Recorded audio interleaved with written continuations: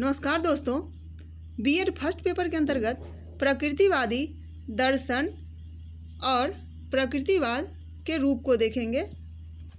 प्रकृतिवादी दर्शन के अंतर्गत तत्व मीमांसा, ज्ञान मीमांसा और मूल्य मीमांसा को देखेंगे। तत्व मीमांसा में पदार्थ ही जगत का आधार होता है, प्रकृति ही सब कुछ है, इससे परे कुछ भी नहीं है। प्रकृतिवाद आत्मा को पदार्थ का ही अंग मानते हैं। प्रकृतिवाद आध्यात्मिकता के विपरीत हैं, वे ईश्वर में विश्वास नहीं रखते हैं। मनुष्य भी जो है एक प्रकृति का ही अंग है। जितने भी कार्य होते हैं वो सारे नियम के अनुसार होते हैं। पदार्थ, मन, जीवन, इसकी व्याख्या यह भौतिक व रासायनिक नियमों के आधार पर करता है। दूसरा है ज्ञान मीमांसा। वास्तविक ज्ञान प्रकृति ही है। प्रकृति का ज्ञान प्राप्त करना ही मनुष्य का जो है जीवन का लक्ष्य है। प्राकृतिक ज्ञान प्राप्ति का साधन इंद्रियां हैं। ज्ञान प्राप्ति करने के लिए निरीक्षण, वैज्ञानिक विधि या आगमन विधि को महत्वपूर्ण माना गया है इसमें। तीसरा है मूल्य मीमांसा। प्रकृतिवादी मूल्य प्रकृति में ही विद्यमान है। समाज द्वारा निर्धारित मूल्यों को ये स्वीकार नहीं करते, सुख को ही सर्वोच्च मानते हैं। आध्यात्मिक व नैतिक बंधन स्वीकार नहीं करते।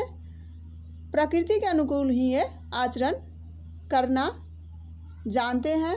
तो ये था प्रकृतिवादी दर्शन। आगे देखेंगे प्रकृतिवादी का जो है रूप। प्रकृतिवाद के रूप को जो है 3 भागों में बांटा गया: पदार्थवादी, यंत्रवादी और जैविक।